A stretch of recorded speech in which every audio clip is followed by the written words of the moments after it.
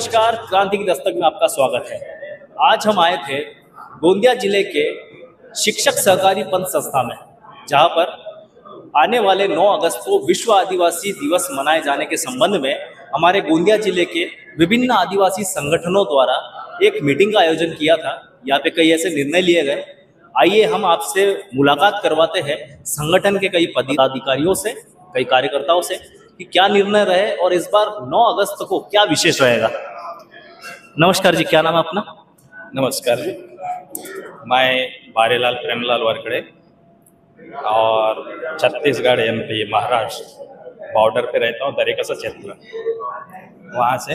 और आज आदिवासी एम्प्लॉयज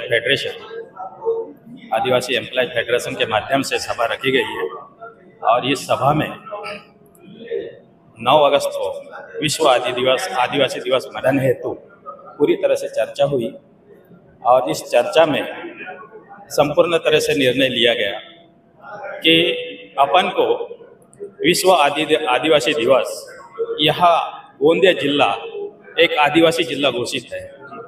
आदिवासी जिला होने की वजह से बहुजल क्षेत्र बहुत आदिवासी है, आदिवासियों की भारी संख्या है, तो हमें अपने जिले के अंदर में तमाम पूरे आदिवासी जितने भी जनजाति समुदाय हमारी आती है, वो सभी समुदाय एक होकर 9 अगस्त को आदिवासी विश्व दिवस मनाने के लिए एक नया रूप लेके खड़े होंगे। ज़्यादा से ज़्यादा पिछले बार के तौर से अधिक संख्या में हर तालुका में विश्व आदिवासी दिवस मनाएंगे, बशर्ते अपने 10 बजे का समय दिया गया है और उसके दरमियान में हम अपने तालुका स्तर में तमाम लोगों को एकत्रित करेंगे और वहाँ से रैली के माध्यम से जहाँ हमारा कार्यक्रम यहाँ आयोजित होगी उस स्थान पे सभी तालुका से अपने तालुका से जत्थे के माध्यम से यहाँ पे तमाम क्षेत्र के पूरे तालुका 8 तालुका के हमारे ट्राइबल लोग हैं, पूरे लोग यहाँ आकर एक नया मोड़ दिखाएंगे।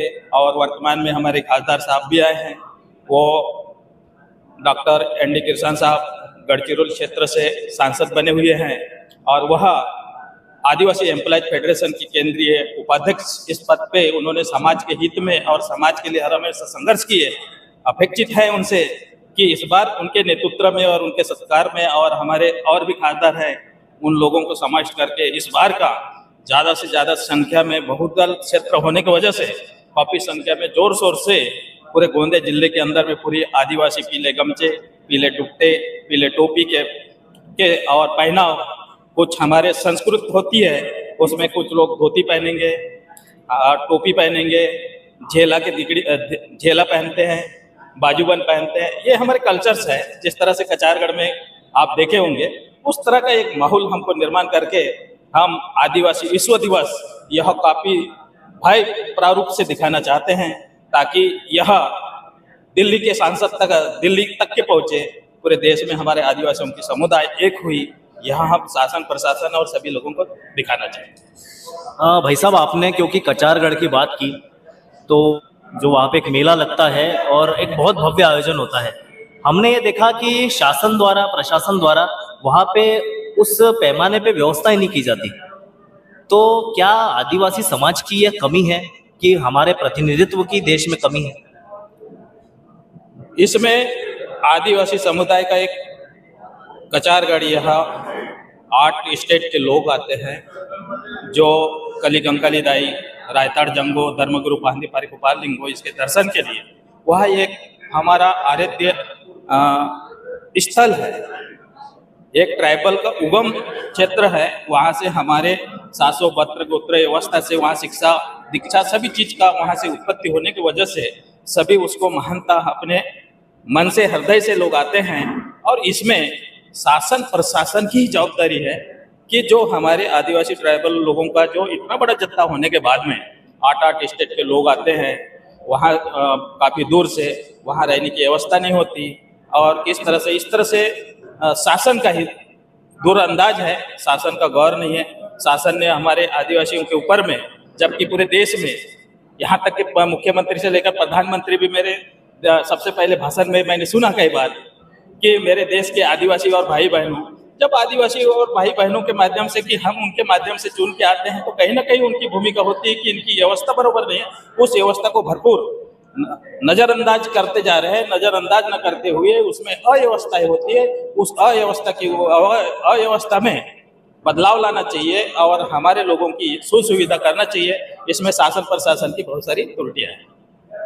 हम लोग अवगत कराते रहते हैं, मांगे रखते हैं, लेकिन कहीं ना कहीं शासन प्रशासन के लोग हमारी तरफ ध्यान नहीं देते। राजकारण के लोगों का भी नजरअंदाज होती है। इस तरह से बहुत सारी बातें हैं। नहीं, पर अगर देखा जाए तो इस बार राष्ट्रपति द्रौपदी मुर्मू जी भी आदिवासी समाज की ही है। उसके बाद में हमारे जो गढ़चिरौली चिमूर के जो अभी नवनिर्वाचित जो सांसद है हमारे डॉक्टर नामदेव किरसान साहब, अब उनसे क्या उम्मीदें रहेगी कि वो संसद में आप लोगों की आवाज उठाए? हमें तो बहुत उम्मीद से इस बार डॉक्टर एन डी किरसान साहब को हमने काफी मेहनत करके उनको जिताने में साथ दिए हैं। हम बहुत अपेक्षित हैं कि वो हमारे आदिवासी समाज का उत्थान करे और कचारगढ़ में जो भव्य आयोजन कार्यक्रम होता है उसमें ज़्यादा से ज़्यादा सुविधा हो करे। और जिस तरह से पार्लियामेंट में गए वहाँ इस बात को दिल्ली में रखकर हमारे देश की राष्ट्रपति एक आदिवासी महिला है, वो भी तो उन्हें भी अवगत कराए कि हमारा ये 8-8, 9-9, 10-10 स्टेट के लोग, सभी लोगों का एक स्थल है, धार्मिक स्थल। उस स्थल में कि जो अपूर्ण व्यवस्थाएं है उस व्यवस्थाओं को पूर्णता करने में मदद करे, ऐसी उनसे भी अपेक्षा रखे और यह बात द्रौपदी मुर्मू जी के पास में रखे और आने वाले भविष्य में वहाँ की जो सुविधाएं कमतरता होती है वो कमतरताओं को पूरा करने में हमको भारी भरसक मदद करे, ऐसे हम अपेक्षित हैं।